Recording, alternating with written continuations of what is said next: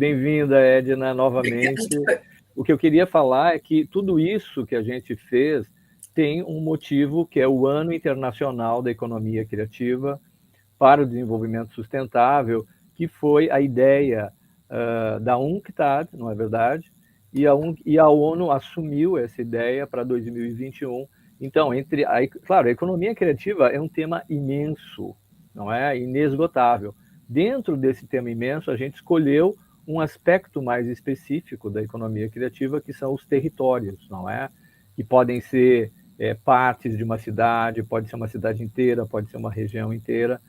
E a gente viu uma diversidade enorme de experiências pelo mundo afora, extremamente assim, inspiradoras. Eu acho que todo mundo gostou muito do que a gente viu nesses 2 dias. Por um lado, as experiências na prática, por outro lado, a pesquisa sobre o tema. Eu acho que o objetivo meu e da Clarissa, desde o início, foi, como foi comentado anteriormente, foi fazer essa interação entre a academia, por um lado, e as pessoas que estão atuando fora da academia. Eu acho que essa ligação, esse contato é tão importante, não é? Então, Clarissa, eu estou assim, muito satisfeito com o resultado, e a gente vai agora para o gran finale. Bom, é isso aí. Vou apresentar então a Edna, tá, Edna? Para quem não conheceu, para quem não assistiu à primeira apresentação da Edna, a Edna é economista e diplomata internacional, aposentada na ONU, é vice-presidente da Federação Internacional das Associações de Multimídia, Canadá, e conselheira associada ao Instituto das Nações Unidas para a Pesquisa e Formação, a UNITAR. É membro do Conselho Internacional do Centro de Políticas e Evidência das Indústrias Criativas, o PEC-NESTA, em Londres, no Reino Unido. É conselheira e professora visitante do mestrado em Economia Criativa da Universidade Rei Juan Carlos de Madrid e pós-graduação em Cidades e Territórios Criativos da Universidade de Alcalá, na Espanha. Então, bem-vinda, Edna. A Edna vai ter a função de mediar a apresentação do professor Andy Pratt, que ela vai apresentar a partir de agora. É um grande prazer estar aqui. E agora a gente passa para o inglês, né, para dar as boas-vindas ao nosso visitante. Então, I am Edna dos Santos Duisenberg. I am Policy Advisor on Creative Economy and Development. And I worked for many years at the United Nations in Geneva. I had several positions, but in particular, I had the honor to set up the first creative economy program at UNCTAD.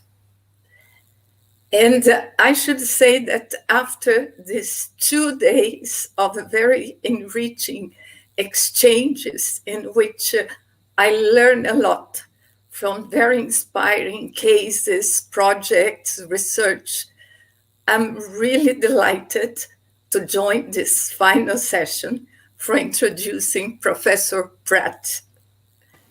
Indeed, I met Andy more than 15 years ago, and I'm so happy that we can meet again virtually here.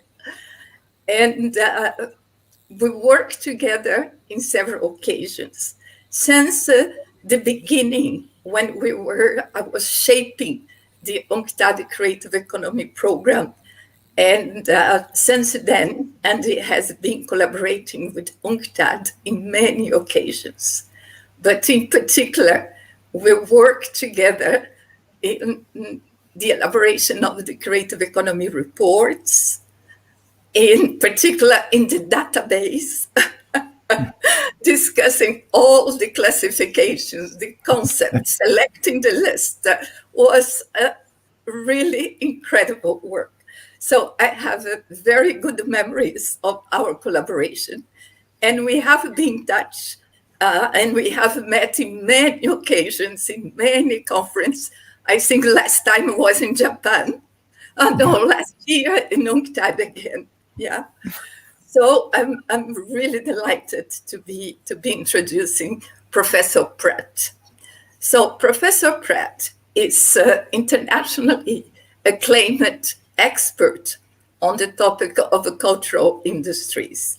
He is a fellow of the Royal Society of Arts, a fellow of the Royal Geographical Society, and an academician of the Academy of Social Sciences in the UK. He joined the City University as professor of cultural economy in 2013. And he has developed definitions of the cultural sector that we have been using in UNCTAD and Unesco.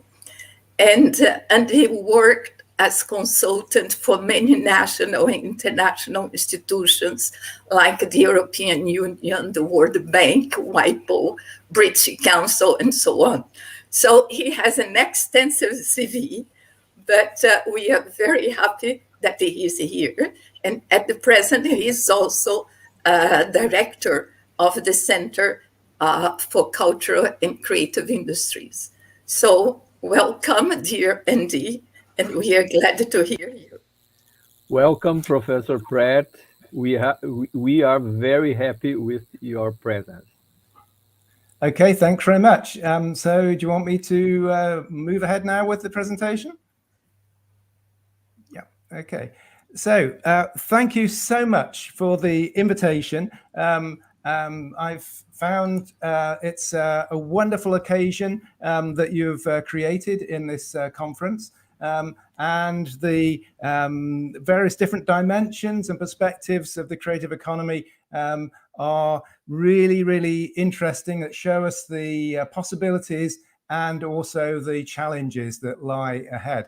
What I want to talk about this evening is a range of issues I think that hopefully will push us forward in this debate, but particularly dealing with this issue of the link between the global and the local.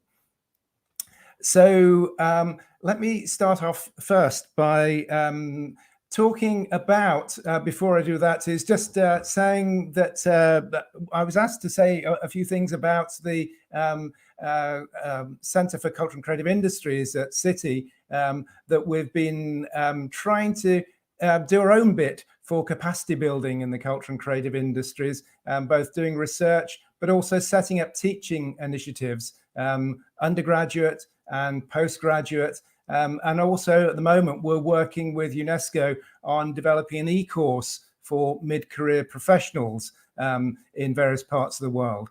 And of course, we're engaged in research activities. Particularly one of the things that I will talk about today is this project on cultural production chains. So this is about the global spread of activities in the cultural and creative industries. So let me just move on to say the points that I want to emphasize here is about the importance of the uniqueness of place and how this links us to issues of identity, which are of course central to culture as well. And of course, the challenge of much globalization is the challenge of not to be lost in the homogeneity and to be unique and different. And place obviously plays a huge part in this. So place is an important way of asserting identity in the current situation. Rather than losing significance with globalization, place and identity have gained significance. And of course, culture is a way of articulating those. A second point that I want to talk about are issues about organization and control. I think often we pay less attention to the detail of how the cultural and creative industries are organized. We obviously are interested in the headline figures, but actually issues about organization become very, very important when we're thinking about control of investment decisions, control about who gets jobs, control of who gets represented in the cultural and creative industries. I guess the third point that I want to raise is just to remind us about different types of development. We know that there are particular modes of development that have been promoted throughout history that, like imperialism and colonialism, for example, that actually are vastly unequal and have left their traces on the world. But even contemporary development, we see the mark of, obviously, of monopoly power in many industries, and therefore finding alternative forms of development and development that is actually supportive of culture and local cultural and creative industries is an important issue here. Fourthly, I want to talk about value and values. Then when we're talking about economic development, we're normally talking about economic value, but the unique aspect of the cultural and creative industries is the fact that they're also about cultural values. And these two value systems don't always correspond and often are in contradiction. But that's where it gets interesting. And we have a lot of debates about this topic. But also what I want to point out is the linkage and interdependency between the non-economic, the social and cultural, and the economic. Because by focusing on the economic aspects of culture, that's an important aspect, but we forget sometimes that that is tremendously supported by social and cultural activities and often informal activities as well. So I guess the point I'm making here is that we need to bring a broader analysis to the problem rather than a narrow economic one. And finally, sustainability. And I'll talk about this in two ways, both in terms of sustainability, in terms of resilience and going on, but also sustainability in relation to the environment, which I think also impacts on the cultural economy as well. So the big picture, and Edna pointed this out already, clearly the realization with the Creative Economy program that sought to bring together data that convinced both UN organizations and national governments that the creative economy was a real thing. Moreover, that it was undergoing a period of growth. And thirdly, that the growth rates in the global south were greater than those in the global north. So therefore, there was a push to consider the creative economy that would have a role in global development. However, we know that there are many differences between the power and control of economic development and social development, and many inequalities and asymmetries in terms of structural trade issues that we refer to in the Creative Economy report and have been much discussed over these times. What I want to point out is we still probably have not given enough focus on issues to do with space, by which I mean space and place, about the differential experience of growth between one place and another. Often between urban areas and rural areas is a very distinctive one. So there are inequalities in terms of the location of development. And of course, if that is where economic opportunity is, where jobs are, that's very significant as well. Also, I think we have, for many good reasons, not paid sufficient attention to the informal economy. We know that the informal economy is tremendously important and may account for as much as 60% of the economy in many parts of the world. So in the creative sector, I would say this is greater. So actually, to consider understanding the creative economy and understanding how we might support and develop it without considering the informal economy, I think is a mistake. It's difficult to research, we know, but I think a more inclusive argument there is one of the things that we need to look at. As I'll speak in a moment, I think we need to redouble our efforts on looking at the diversity by cultural domain in terms of those areas that are getting more development support and those that are not in terms of cultural and creative activities, and particularly to focus on the functions, by which I mean the process by which we go from creation to making to distribution, etc., the functions of activity. And I think using this lens of cultural domain and functions gives us a significant insight into issues about control and power, maybe challenging those in terms of outcomes for the cultural sector.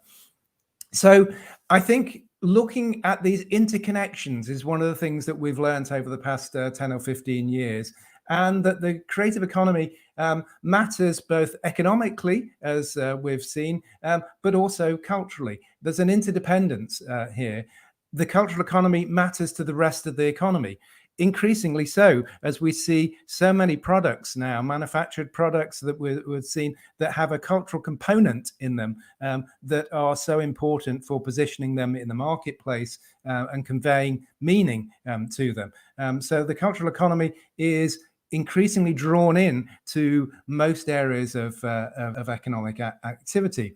But of course, it matters in terms of our identity, both individually and also as communities and places, and our sense of who we are. And I think these issues that are associated with local cultural values and the challenges that they are often under, and the position they play in local development, and also the challenges that we have around the inequalities of work within the cultural sector. Often we may hold up the cultural sector as a more progressive area of activity, but if we look at the data, we can see that the inequalities in terms of gender, ethnicity, etc., are as bad, if not worse, in the cultural sector. So there's a job that continues to need to be done there, and in terms of making these activities sustainable, in terms of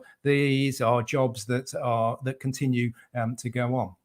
So I referred to this issue about the functions and the domains. I just wanted to remind you, this is obviously on the right-hand side of this about the different domains of culture. This refers back to the UNESCO framework for cultural statistics. But the functions that I'll argue is so useful for looking at is this process of moving between creating, making, distributing, exchanging or exhibiting, archiving and critiquing in this process. So each of these domains goes through this process. This gives us a more complex view of the cultural and creative economy. And it begins to throw into sharper light some of the things that perhaps we know about, but perhaps we don't pay enough attention to, which are the actually existing monopolies in areas of the cultural economy. So, for example, just to illustrate this very easily in terms of the music world, that there are three main companies that dominate about 60 or 70% of all music. And you can see that Sony, Universal Music Group and Warner Music Group. And of course, they have lots of other identities that make it appear as though there is lots of diversity in this industry. But there isn't quite so much. So this is a popular issue in much of the cultural field, which obviously has some consequences for diversity and access. I put that black elephant upside down there, that's the logo of Hypnosis. And that's the future of monopoly capital in music. This is the company that is basically buying up the rights to many of our musicians, so that they have complete control over their musical output. So monopolies in the music world, that's no surprise. We know all about this. Also, I think we need to think about other areas, and I guess this is particularly about global production chains, the topic that I want to touch upon particularly here. And this talks about the way that cultural products go through a journey in their production. And I've given an example here of Inditex, or otherwise known as Zara, mainly, in terms of fashion production, fast fashion production. Okay, and this map gives you an indication of something that's not very surprising, is the way that different raw components are put together in different places and eventually are put together in the final dress, in this case, okay, that travels a huge distance. And in the case of Zara, everything goes back to Galicia and the warehousing activities there, which then get distributed to the world. And these the maps on the right and the left-hand side show the flows in by week of the air flights that take all of the garments back and through the different points. So this is just the production process. And from there, then these are distributed to almost every country in the world. So this is an extreme example of the way that you have a global production network that is quite separated from local production, draws upon a number of local cultural and production activities, and then focuses them all on the headquarters. And the graph that I've put you in the bottom left-hand side there is just to remind us of, in most production processes, the higher value activities are often the marketing, research and development, design. The lower value added activities are production. So in other words, that the lower value activities are outsourced to other parts of the world, which leads to the what's been called the development of underdevelopment, a familiar story. So we're finding this in cultural production as well. And I'll come back to this point in a moment, because one of the reasons that I put this these maps up is the huge amount of travel that any garment goes through. And we'll come back to thinking about that in relation to the environment a little bit later. So given this, both monopolies and also this huge global spread of some areas of our cultural activity, are our policies for the cultural economy pressing the right buttons? Are they trying to address the right things? For example, there's been a lot of really positive progress in terms of thinking about creativity and cities. Most cities have a larger proportion of creative activities in them than their surrounding regions. And of course, creative cities has been a hot topic in terms of people thinking about promoting their place in the world as unique and different. However, you'll recall that the post-2000 world was in awe of Richard Florida's work, and this was mainly about exogenous growth. So in other words, if you want to be more creative, you have to import some creative activity or some creative people, the creative class. And this is precisely the model that I've been talking about in terms of, like with Zara, for example, of basically large scale external control. And so that's bad enough in economic terms. But when you're talking about cultural terms, the lack of self-determination over cultural goods is a really serious issue. So it seems that this idea that Richard Florida promoted, which actually leads us to basically having cities compete against each other to be the most creative city in the world. It's one has to be better than another. It's a zero-sum game in that respect.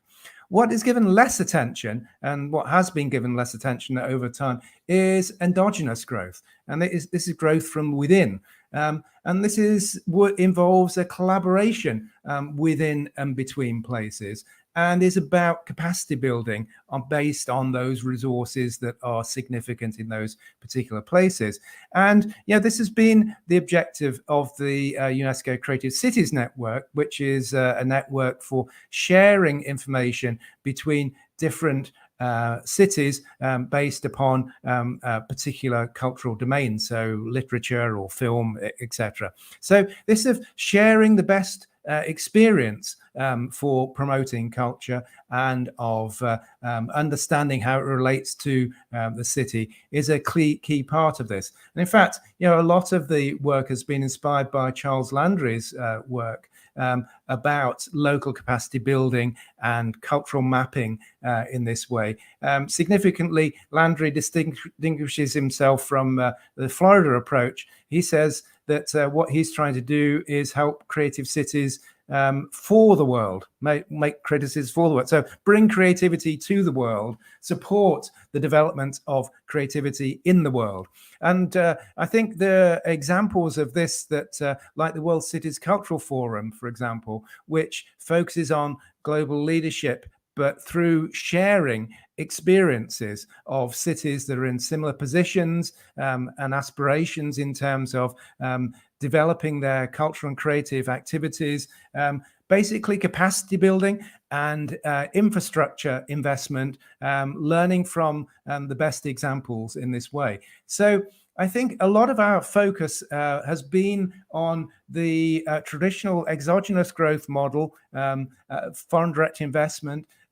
Less has been focusing on the endogenous growth and understanding actually how the cultural sector operates in places.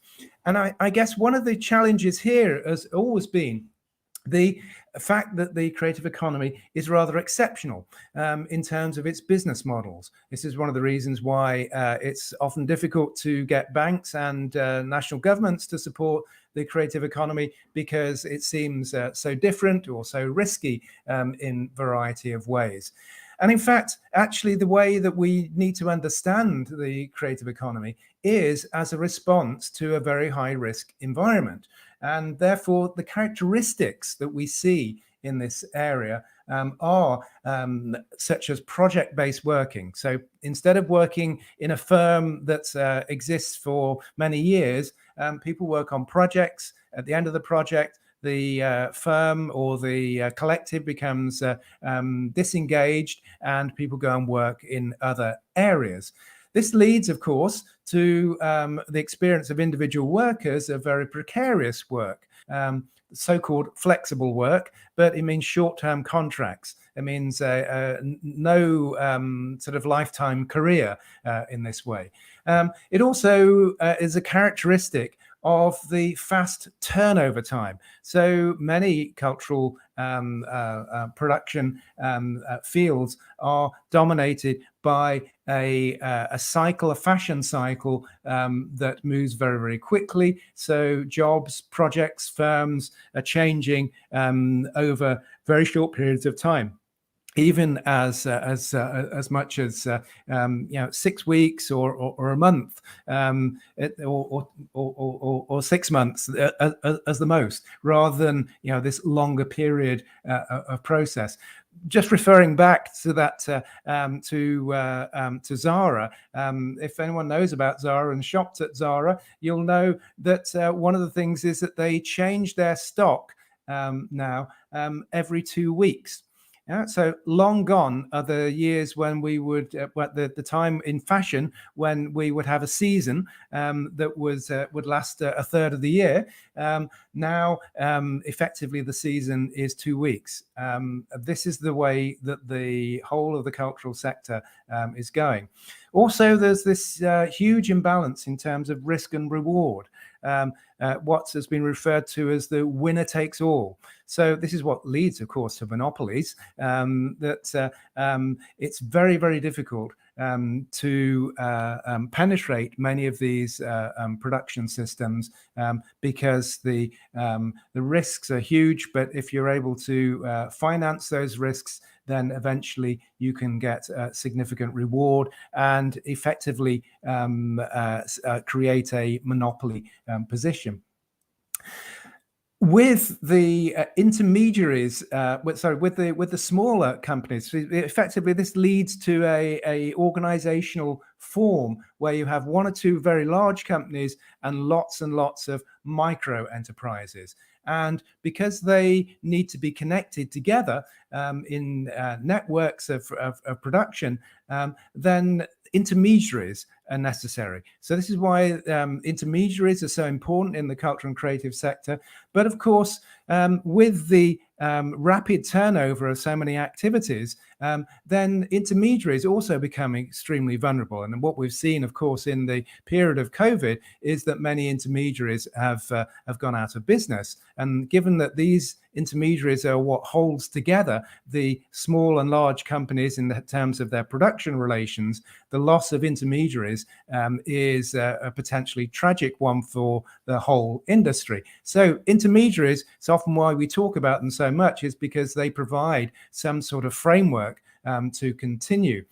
Innovation and creativity, of course, are the DNA of many of these activities, but this is not an option. This is what companies have to and organizations have to do to simply survive.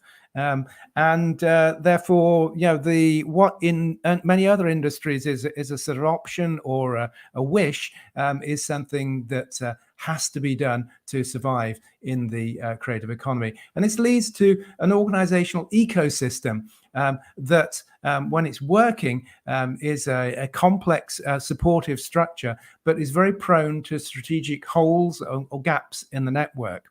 And so the point here that we can learn from this is that often the policy intervention is not in terms of taking risk, because the industry is organized around risk and ways of managing risk, but actually it's about maintaining the sustainability of networks and intermediaries invariably that go on being effective for many companies rather. So how does this make place matter so much? I guess the point that I've already stressed is that if you have intermediation, you have people needing to learn from one another. There are trading relationships here. That place is where people invariably are involved in producing local practices that are embedded with local identity, sustaining local livelihoods, etc. The production of local and unique value. There's a tension here between that value that is part of this production system and the rather globalized or internationalized production systems. I think often we have heard, like, for example, in the Creative Cities debate, that simply to have a creative city is the thing. I think one of the points about endogenous development and about the knowledge of the creative ecosystem here is that this interconnectivity, this web of interconnection, is the importance. So it's not simply the presence or absence of cultural activities in a place, it's whether they're part of their network or not. If you just take an example here, I know this is a very complex example, but it's there just to make a point, really, is that if you try, as we've done, to map out all of the activities that are involved in making a piece of music, then of course we have this sort of central core, if you like, of these processes. But each of those processes involve things like, obviously, recording and composition, musical instruments need to be used, they need to be made. All these facilities have a number of subcontractors and sub-relations that link out to them. And in fact, it's this interconnectivity of all of these activities that leads to a very complex and differentiated labor market and skill structure, and also often deep embedding in places. So what we're invariably looking at here are cities where these activities can be had and coordinated relatively easily over a day or so, to allow people to engage in lots of different subcontracting relationships. And these have an impact on the very development of the nature of the city, in terms of the way in which there's a crossover of cultural production quarters, or with obviously the cultural consumption areas, but also issues of marketing and intangible heritage as well. We can see this also in terms of fashion. The example I gave of Zara is one extreme. At the other end of that extreme is the end of designer fashion, which relies more upon craft and artisanal skills. And you can see here we've broken down the production chain here. You can see the activities involved. And certainly most of those, if you're talking about design and designer fashion, related to creation and production, are in fairly close proximity. They need to be able to move between these activities. There's a localized and intense knowledge transfer, and artisans are dealing with the touch and feel of products to see whether they work together, achieve the aim of the designer, etc. In this way. And we see a more internationalized aspect in terms of the retailing and distribution activities.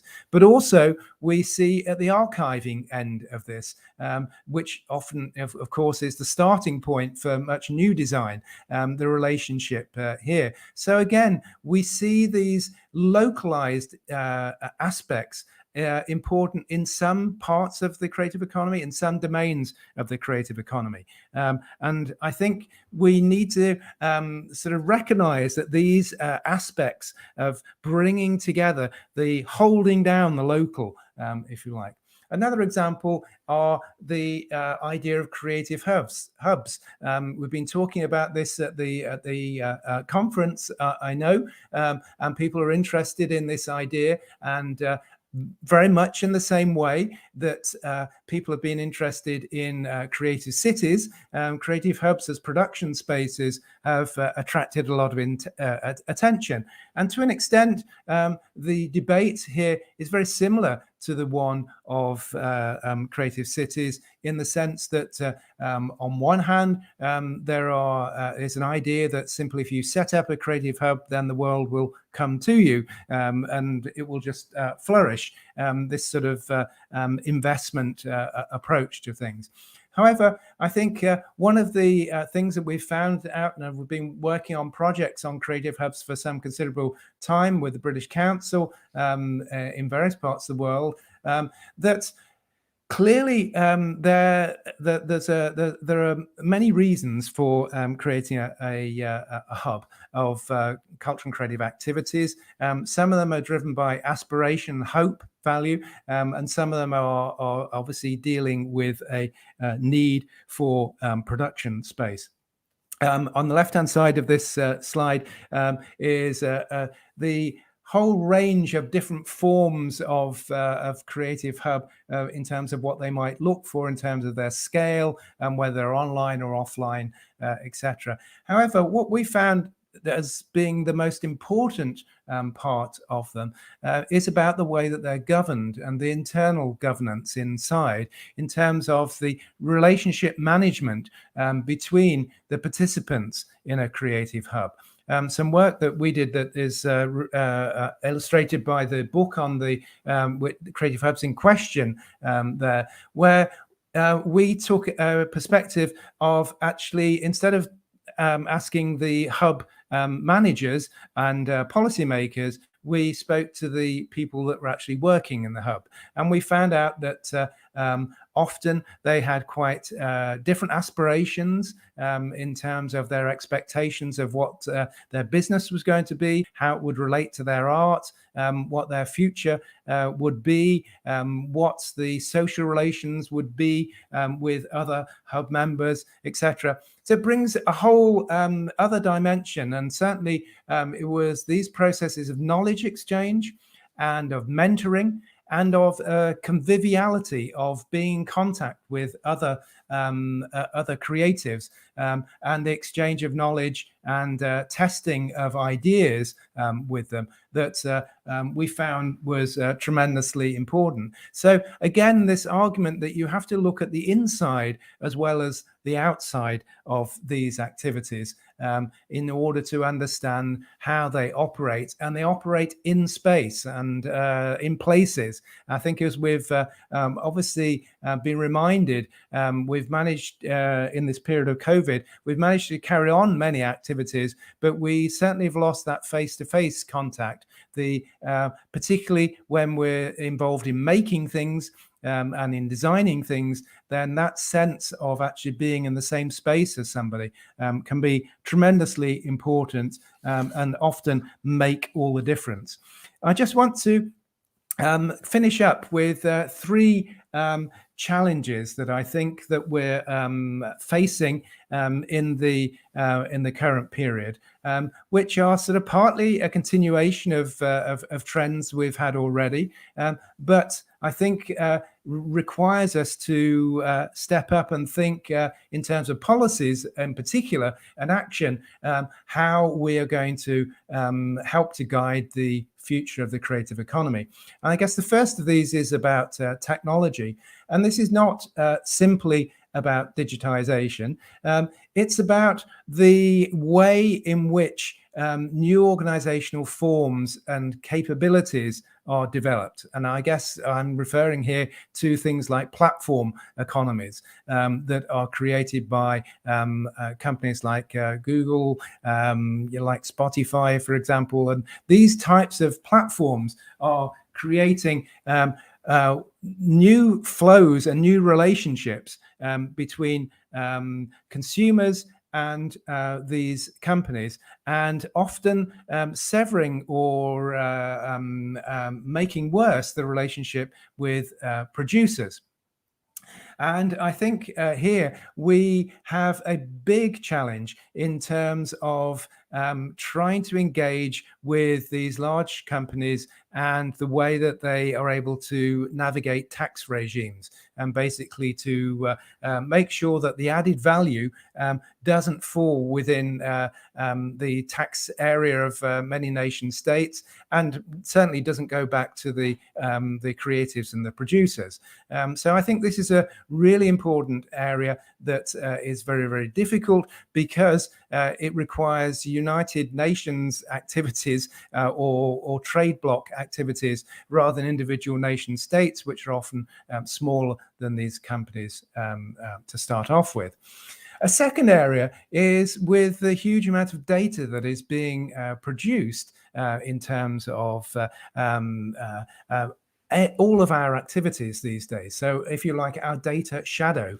The thing is that at the moment, we have lost cultural ownership of our data. So our data associated with our movements, with our choice of playlist of music that we have, films we watch, etc. All these things are appropriated from us by large companies, and they then use them to sell us back other things. Okay, so this issue of the cultural ownership of our data, the data that we produce, we make by acting in the world, is really important.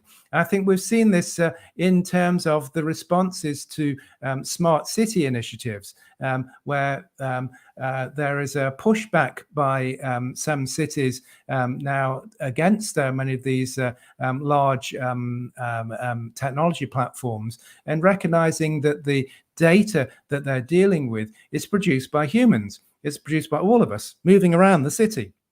And therefore, that is a social value that should be returned to the city and not sold for individual profit. So there are big questions here about the way that we are seeing technology and our use, the use of data about us, that is a cultural issue, I would argue that way.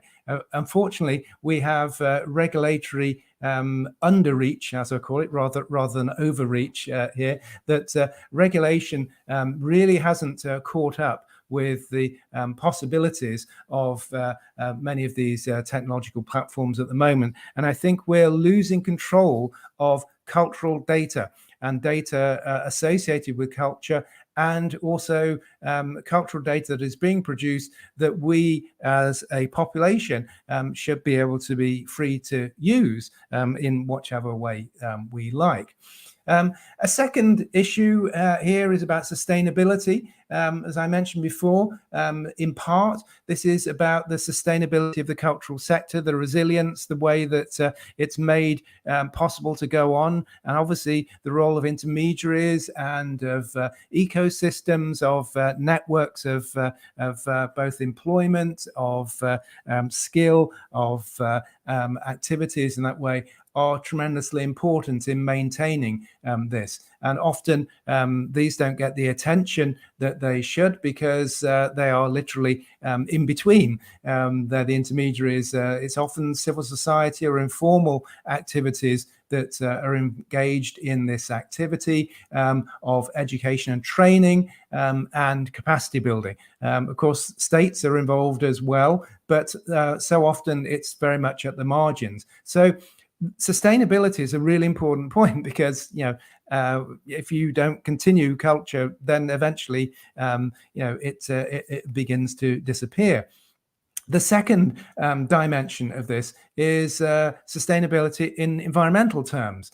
And we've not had much discussion about this issue so far. And certainly, I think the arguments about the circular economy and following the trail of electrical wastes, for example, around the world after we've stopped using our computers or our various electronic devices, and we think about what happens to them. We also is the question about what about the rare earths, for example, that were often mined under very poor conditions for workers, or in fact in war-torn states as well. So there are big questions about expanding our knowledge about where the stuff that we use as part of culture, where it comes and goes.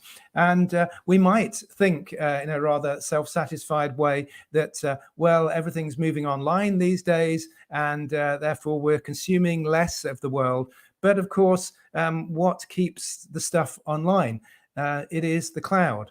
And the cloud is about using energy and maintaining cloud energy and the use of energy in maintaining computing resources. The calculation that was made is that rather than an MP3 file, you would think uses less energy than a vinyl record, but no, it turns out that the vinyl record is more environmentally conscious, even though it's made out of an oil residue.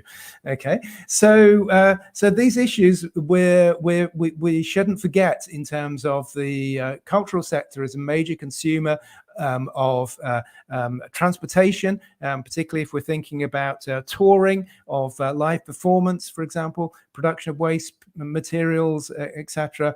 And of course, coming back to that point about fashion, particularly fast fashion, in terms of the turnover and use of perfectly good clothing and being thrown away, or being, even if it's recycled in these days. So there are big issues there, I think, that are consciousness raising in terms of actually recognizing the environmental damage that everything does, of course, but how that impacts on culture. We're not exempt, I guess is the point I wanted to make there. And finally, I think we have to come back to this issue of the cultural commons. So that is a common culture, common set of cultural resources that we share. That might be intangible culture, it might be tangible culture, but this idea that we have a resource that is made through our activities, that is available and useful for all, but the threats that we face at this particular time. Obviously, through issues such as the free trade, which, because of its structural asymmetries, means that some agents are extremely powerful and able to basically stop some cultural expressions getting to distribution to the rest of the world. Even in most marketplaces that are reasonably balanced, there are still gatekeeping activities that take place in terms of access to market platforms, etc., in this way. So there's a big issue here in terms of achieving both a diversity of culture and an access to that rich pool of cultural activity that we all need to strive to reproduce in this way. Intellectual property, of course, is whilst on one hand it's there to recognize the moral rights of creators and artists, but also in some hands it can be used to basically shut off access to many of these creative resources to the wider population. So maintaining an ideas pool, a cultural pool of resources is something that we should seek to protect. It's not simply about having good intellectual property rights controls, because sometimes they don't work in the actual existing world. But it's about recognizing the value of shared cultural resources. So what I wanted to say is that rather than space and place disappearing, they're becoming more important in these days. But it's more than simply location. It's a nexus, a organizational linkage between activities. And that organizational link might be hierarchical, or it might be a more flatter network. But that's what we need to recognize, because, of course, the control of access to markets and to audiences has a key impact on creativity in terms of who has access to it and whether we have the diversity of that. So we've made great steps in understanding the creative economy, but I still see there are areas that we really need to dig into deeper, particularly issues about organization and power in relation to cultural organizations, and usually particularly those areas that are operating either in the market or on the edges of markets in that way. I guess a second area which we hoped we would get a handle on right back down with the original Creative Economy report, but I think still we are woefully a long way away from, is documenting all the flows of global production networks in the cultural field. The flows that we were able to document really in the early reports were really about material flows. As we know, in subsequent years, most of the added value in the cultural field flows in immaterial ways. And unfortunately, many of the platform organizations that dominate the world's information technology field are not very keen on sharing their data about what flows. And therefore, we can't find out, or we have very little insight into what's actually happening to our cultural services and cultural goods, digital goods in this way, where the added value activities are taking place and where they're not, where the distribution is not taking place. So I think that the policy action that we need is both at a local level and international level, that it's about more capacity building, not competition. And it's about protecting the cultural commons. So I hope that's given some food for thought, perhaps, in terms of the way we have thought of the cultural economy and ways in which the cultural economy is rapidly changing, and we need to catch up with it if we are to keep it under some sort of control. Thanks very much. Thank you. Can you hear me? Yes. Okay. Thank you very much, Andrew, for this incredible and very comprehensive overview of current issues and very thought-provoking topics for that we have to deal and to grasp and to have a better understanding. And it's absolutely true that the more we think we know, we realize that there is still a lot of things that we have to understand the complexity of the creative economy. So you really have pointed out very big questions that I'm not going to repeat, because there is a lot of reaction from the audience, and I think we should use our time to have the questions that we have received. So to start with from the very beginning, first there was a comment made by João Luís de Figueiredo, that is a professor that you just heard before your talk. He made the comment that concerning the music industry and the concentration of the music industry, and the fact that Sony has bought Som Livre, that was a Brazilian small company that suddenly has disappeared. So this was a comment by João Luís. I don't know if you'd like to further elaborate on this question of the music industry.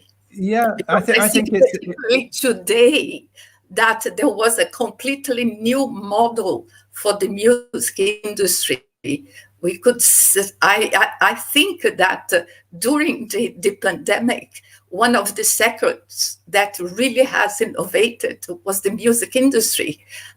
So we really have to think a new model, because music is not free. Is the issue you mentioned.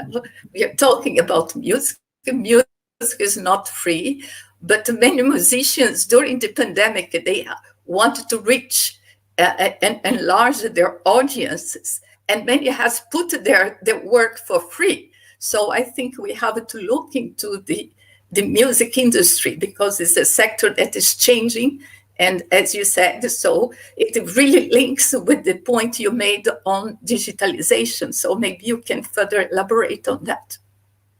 Yeah, I think it's this challenge really is about how can we make the cultural economy work for artists, basically. How do we design a system that allows them to get money, that allows them to make a living. And as we've seen, many of the existing forms tended towards monopolies that have not served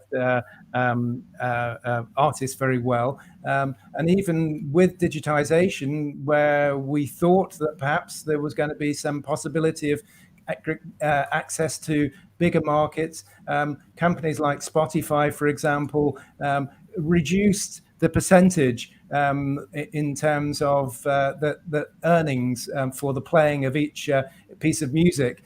So artists became poorer, and it became more concentrated. But as you say, in the period of COVID, there has been a number of really interesting experiments, and it has highlighted the fact that there are a number of counter networks that have sought to prioritize the artists' interests and showcase artist talents and make sure that they get the money from the digital sales. So that's one. Bandcamp would be an example of one of these really innovative organizations that supports artists. But another is the fact that many performing artists have decided that basically they can make more money from playing live, and giving away their music is a sort of lost leader in a way. So this is a survival model, and not very good in COVID, unfortunately.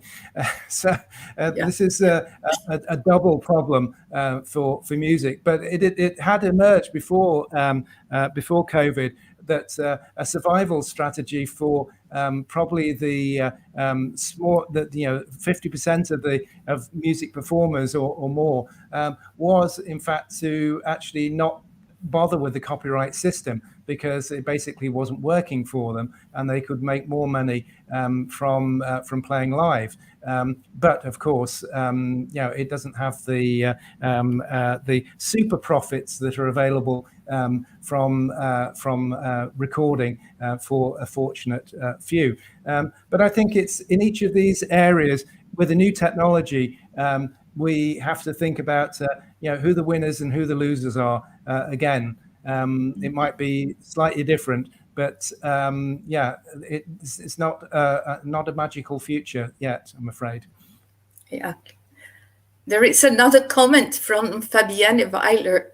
Is about the concentration of the production chain and the complexity of the systems. And you have emphasized the question of Zara, but I think there is a number of other examples also in other sectors of the creative economy. Yeah, indeed. As I just gave that example because it's a very well-known one. Yes. But in fact, this project that we're working on in Europe at the moment is that we are seeking to map the flows of the cultural ecosystem of activities in each of the domains. So we're looking at live music, for example. We're looking at architecture. We're looking at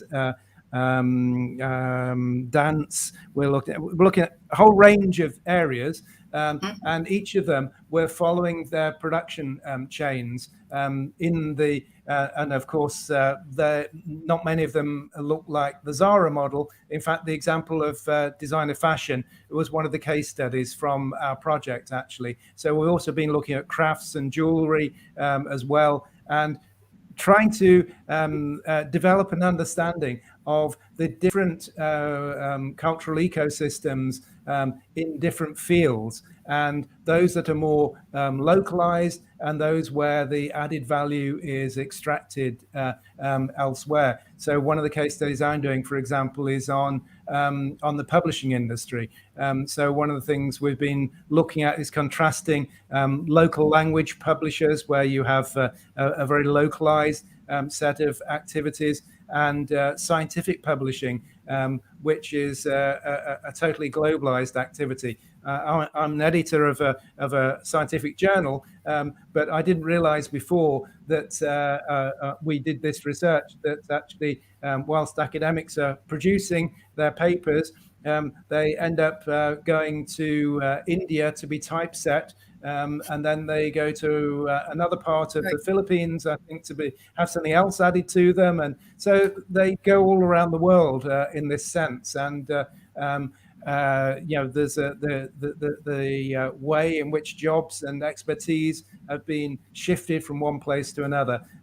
So each different area has got a different story to tell, but it's a different complex relationship between what role the local plays in this. But my concern is really that as policymakers, that often think, oh yes, we must try and retain this company or this activity in this place, and not realizing that in fact there are all these strands, that this web of activities that is connected to the rest of the world. And really it's the question about control, power and control. Who makes the allocation decisions that's important?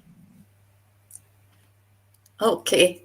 There is also a very interesting point made by Juliana Correia, and she makes the following question. There is often an overly optimistic speech about the role of a creative economy in the development of a country. How can we deal with this issue in a realistic way? Yeah, well, I think that's what I'm trying to do, actually, and it may be a bit depressing at times. I mean, I think there are lots of positive things about the creative economy, but I think we have to look at some of the dark sides or some of the negative sides in order to be able to get the balance between them. I think yes, I think there are many people that have a rather over-optimistic view, but I think we have to recognise the wider dimensions of the cultural sector. You know, for example, employment relations in the cultural sector are not fantastic in terms of the terms and conditions of precarious work, in terms of employment of women, in terms of ethnic minorities, in terms of seniority, all those sorts of things, the way that you would normally economically look at good employment relations, they're not fantastic in the cultural sector. And that's something we have to own up to. And I think, say, how do we work on this? Why is it the case? And can it be changed? And there are these particular issues about freelance work that makes it very, very difficult to have the benefits of what we had were the benefits of, if you like, corporate employment, where we would have pensions and health benefits and all those sorts of things. Yeah.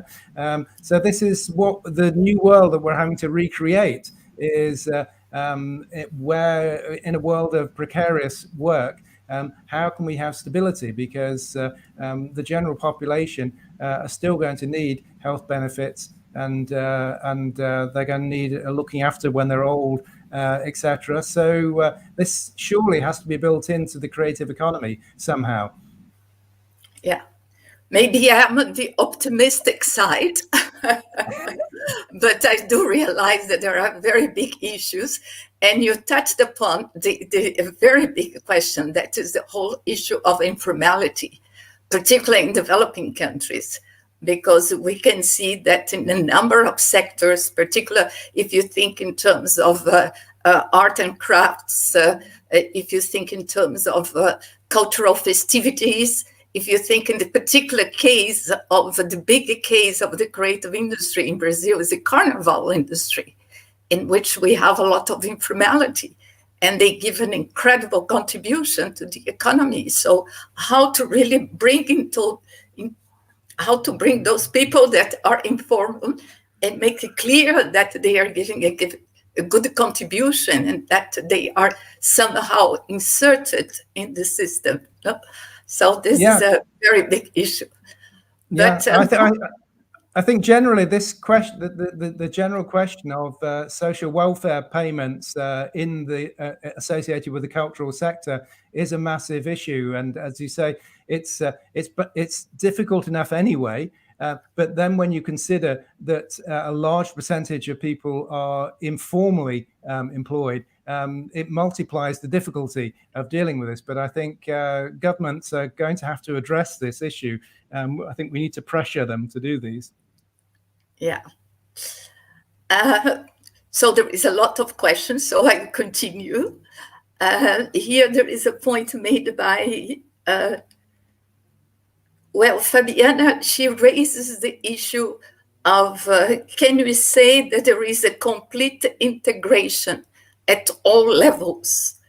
I think she's thinking about when you talk about the production chain, so maybe this was already addressed in the earlier question.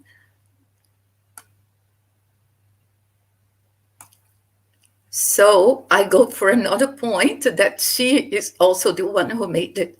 Could you talk a little about the role of creative hubs and its influence on the territory? I think you made a very big point on the creative hubs. Yeah, I mean, I think the notion of creative hubs is really important, as I suggested, when we maybe elaborate it a little bit more, rather than just having it as a container that we house creatives in, but we think about actively making it a site for intermediation of cultural activities. So actually a lot of added services and support can be provided in creative hubs in terms of both skill development and education and training issues as well. But also, I think we shouldn't forget that creative hubs are also often exhibition spaces as well. And it's really important for hubs to have a relationship with their locality and their communities. Unfortunately, we see some creative hubs turn their back upon their local community. And I think it's a real opportunity to actually make a connection between the local community and what's actually happening in creative hubs. I think there's some interesting debates there to be had about actually bringing audiences into hubs and bringing local communities into hubs to understand what's going on next door to them. Often these it's not artists aren't understood to be part of the community, and I think it's important that there is a relationship both ways. But of course, they're very important in terms of providing jobs, but also studio space. One of the challenges in many cities is that with the growth and popularity of the cultural resources in cities, rents go up and things become more pricey. And of course, the first people that are vulnerable to being ejected are artists themselves, and they can't afford their studio spaces. So you end up with creative cities with no creatives, which obviously is a big problem. So I think creative hubs can be a way of reinserting cultural activity into city neighborhoods that have been basically priced them out. And I think this can be a useful way of making a better connection between different social groups in cities and building on that diversity that I think is one of the other aspects that creative hubs bring. I think, as I mentioned, one of the key elements as from our interviews about creative hubs was the development of what we refer to as a community of practice, and people learning not just skills associated with particular crafts and trades, but in terms of how they engage with audiences, their critical skills in relation to their art or cultural form, etc. All these things are incredibly valued by cultural operators. But unfortunately, in many cases, the establishment of cultural hubs are simply a real estate activity. It's that will create these studio spaces and rent them out, and that's as far as they get in terms of engagement with the creators. So what I'm arguing here is that the real added value is not so much just the space; it's about the activities that one can engage in, supporting those activities in creative hubs, which really makes them an added value activity. Well, a follow-up on this question comes from Ronise Suzuki. making the point, is there a stronger policy in the UK for creative hubs? Perhaps because they are easier to manage than territories like districts, cities, or regions? What is the situation in the UK? Yeah, Something well, we can learn from the UK of this.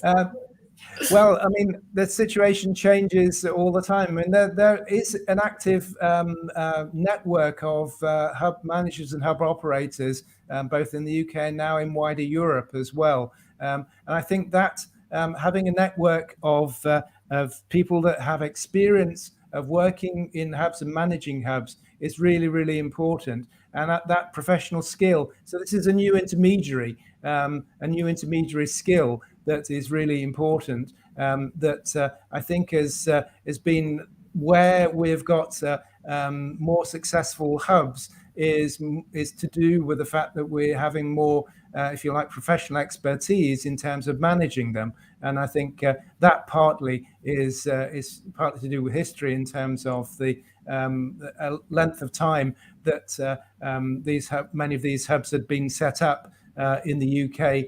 Fortunately, there was some sustainability and longevity, and a number of people that were involved in setting up some of the initial hubs then went on to train people that started managing hubs in the future. So I think a professional network really helps in this area. And I don't think necessarily the UK has got all the answers here, but I think the idea of having of recognizing the expertise of managing hubs and the particular combination of skills that it requires to do that is a really important part of successful hubs. Okay, here it's Fabienne, and she's recalling that years ago you came to Brazil in Porto Alegre, and in your speech, she asked for guidance on the challenges of the creative economy in Brazil. And you recommended the importance of ethnographic work to get to know the sector in depth and its priorities. So currently, the creative and cultural sector has not been one of the priority policy areas. So it's a long. So she makes the point that in this sense, how can one be strengthened in the face of so many internal and external vulnerabilities in the economic and social sphere? Well, I think the answer is to be like you, Edna, to be hopeful.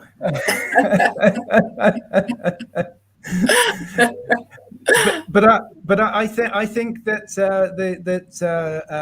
clearly sort of governments favor and then disfavor the cultural sector like any other area. But I think that it's really important in the longer term that we engage in training and capacity building in terms of many of those intermediaries that are required in the sector, but also in the policy community as well, because we have a policy community that really hasn't had an opportunity to learn a huge amount about the cultural sector. I mean, we have some information, but they're on a learning curve as well. So I think that certainly as academics, we have a responsibility to try to help with this capacity building and allow people to be able to do their jobs more effectively.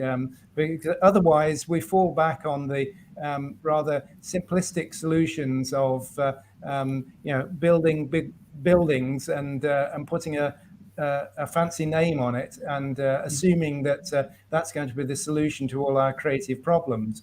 But actually, it's all about the people and how they are managed. And the weaknesses of the sector at the moment are to do with the fragility of networks and about the lack of intermediaries often, and therefore actually making a strategic investment in cementing those relationships can lead us to, I think, a far more sustainable future and a more hopeful one, I would guess. Okay, so I'm going to read the final comment, and then you have a lot of congratulations, and then I'll come back to you with the very last question. But there is a comment from Isabel Christine, and she is perhaps the best discipline in the creative economy is to understand the transversality in the word and the understanding that creativity is the second nature of man, since the first is to exist. This is a very philosophical comment. A good ending for point. The issue of transversality, I think it's quite important to have this holistic approach, this big vision, strategic vision. Absolutely, and that's very close to my heart because I mean, I fervently believe in multidisciplinarity, and I think one has to cross these different boundaries, and the transversal activity of the culture and creative economy is both its strength but also the greatest challenge as well. Yeah. So I would like just to make you a point. I think it was very important the three challenges you mentioned. And I think as we are in this international year of a creative economy, and that the UN is gathering in the General Assembly, we have to pass a very clear message to governments. And I think, and I do agree with you, I think one of the key issues that we need, and for this to improve it, we need international cooperation, is the whole issue of a continue to get data and good quality of data to make things really to be possible to have a comparative analysis, because sometimes we are not talking about the same thing in the creative economy. So this is a very complex, and we need some official data in which today it's not very easy, particularly if you think in terms of all the digitalized creative products. So I really think that we need the international cooperation to improve the quality of data, that we could have really a big picture at the international level. And the other point that I think we also need governments to do is to look into the regulatory framework, particularly for intellectual property issues. And it's, as you mentioned, it's not a question of a national policy, but you need really international agreements, and at the level of WIPO, at the level of WTO. And I think this we really need a really policy engagement and policy will. And maybe the fact that we are in this international year, we can send a very strong message to governments that we need really action on those areas. So what you raised issues, and I just want to make the point, how can you move it further? Yeah. Okay, so I think that we have covered a number of topics. We are really grateful for your enlightenment of all these questions and to join us in Brazil again. So we thank you very much. And I think I pass again to Clarissa and George to conclude our session. Thank you so much. And I was delighted to be involved in this event from the beginning to the end. And congratulations to both of you for the incredible work and the selection of speakers, of the topics. And I think we learn a lot, not only what is going on in Brazil, but also what is going on in the world. So just the congratulations and a big, big kiss for the three of you. Yeah. Thanks, Edna, and congratulations to Professor Pratt It's a very deep reflection. Professor Pratt, Andy showed us the complexity of the creative economy. We cannot have a little bit naive attitudes in the face of such a huge transformation of society and culture. If you want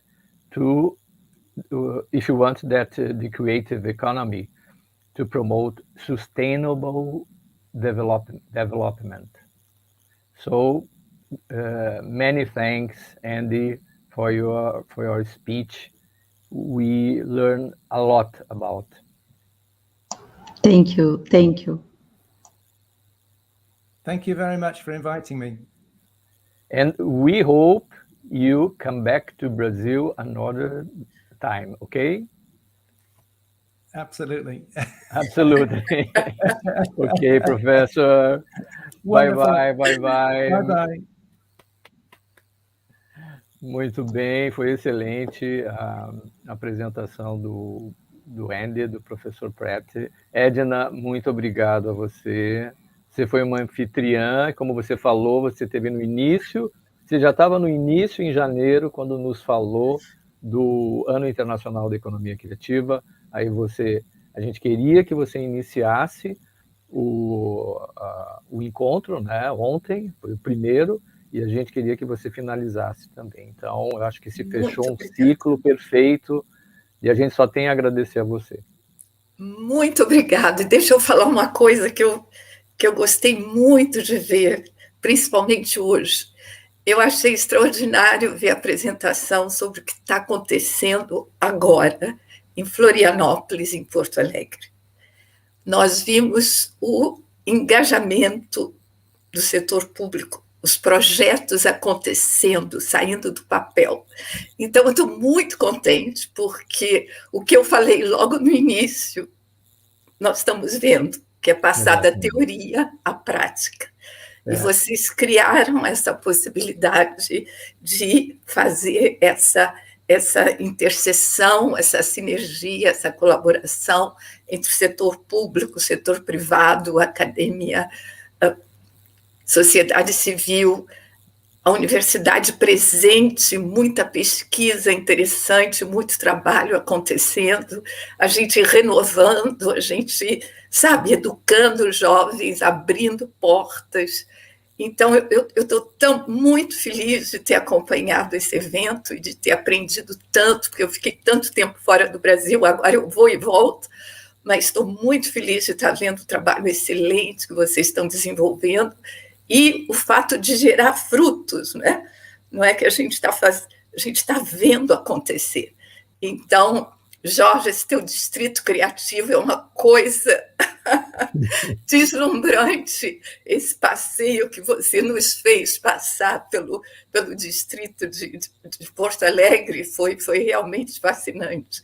Então, eu realmente acho que aí eu não estou falando em meu nome, eu acho que eu estou falando em nome de todo o pessoal que está aqui, agradecendo a vocês e realmente enaltecendo a qualidade desse evento, das discussões e todas essas reflexões que vão continuar aqui na cabecinha da gente. Muito obrigado, Edna, pelas suas palavras. Obrigada, Edna, e que a gente não pare aqui, né? Que essa iniciativa seja a primeira semente de encontros aí que todo mundo possa ter a todo momento. É isso que nós queremos. Territórios criativos. Pode falar. Não, fiquei. Pode falar. Não, é que eu ia fazer um elogio para você, então. Então fala. Não, é que o que eu acho, assim, que você falou sobre as pesquisas que estão sendo feitas nas universidades, né, que a gente viu durante, eu acho que está tendo uma nova atitude das universidades, que é muito importante, que a Clarissa é um claro exemplo disso, não é? E o João mencionou que tem a ver com a extensão universitária também, que é a maneira como a universidade pode impactar de fato na realidade, na sociedade. Quer dizer, a universidade tem um papel muito grande na pesquisa e na extensão, tudo aquilo que é publicado vai ficar para o futuro e qualquer pessoa vai poder aceder. Eu mesmo para fazer o Distrito Criativo, fui lá e li muitas teses que estão em bibliotecas e que muita gente não lê, não é? Mas para mim foi útil. Mas eu acho que agora a universidade está dando um outro passo, que não é só a produção, que é muito importante, né, a pesquisa, mas ela está se envolvendo. E isso é bom para a universidade, porque traz um oxigênio para ela, traz uma maneira nova de ela encarar as coisas. Então, e o que eu ia falar é que a Clarissa e o Via Estação Conhecimento, eles são assim, um exemplo do que se pode fazer e do que uma universidade pode fazer em prol da sua sociedade e da sua comunidade. Obrigada, Piquet. Eu fico muito feliz, assim, porque o nosso grupo, a gente sempre diz que a gente não faz nada sozinho, que o dia que a gente tiver uma coisa só com o logo da universidade, tem algo errado. E aí vem o propósito aqui do nosso grupo. Já quero deixar, Edna, aqui um agradecimento para o meu time todo aí, que está conectado, que fez acontecer, mas é realmente a prática de transformar o conhecimento de forma tangível e utilitária para a nossa sociedade. Então, eu acho que é isso que a gente vem buscando aí, Piquet, e, claro, muito conectado com a realidade, com aquilo que estudamos, que são os ambientes de inovação, e aí não poderia ficar de fora os distritos. Então, acho que é isso. Obrigado, Edna, de novo. A gente vai fechar por aqui, Clarissa? Vamos fechar. Eu quero fechar aqui com uma coisa que eu li, aproveitar que a Edna está aqui. Joga ela de novo na tela. Não vai embora. Um agradecimento ao Paulo, que está aí atrás, manejando as câmeras todas, né, Paulo, que é aluno do mestrado.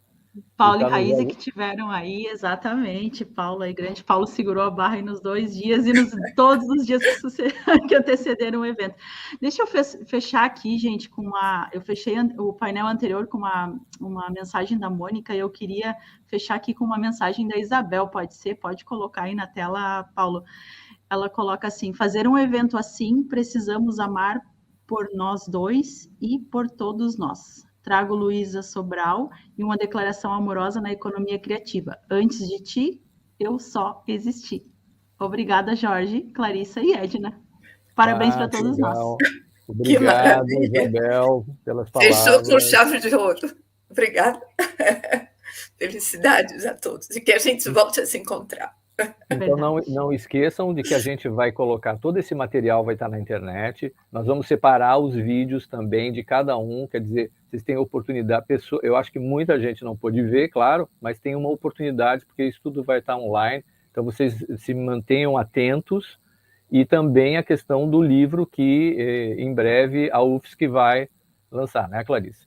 Exatamente, exatamente. Não é só um, né, gente? Nós temos o livro dos artigos científicos que foram encaminhados para o evento. Nós temos o livro dos distritos criativos do mundo, Edna, que nós mapeamos aí, e temos também outros livros que vão sair dessa configuração toda aí que nós estamos fazendo, tanto das cidades criativas da Unesco, um livro de tipologias, mesmo de alinhamento conceitual do que são esses territórios criativos, né, e o que esperamos deles. Então, nos próximos meses aí vamos ter algumas contribuições teóricas também, alinhadas aí com o que vimos nesses 2 dias de evento.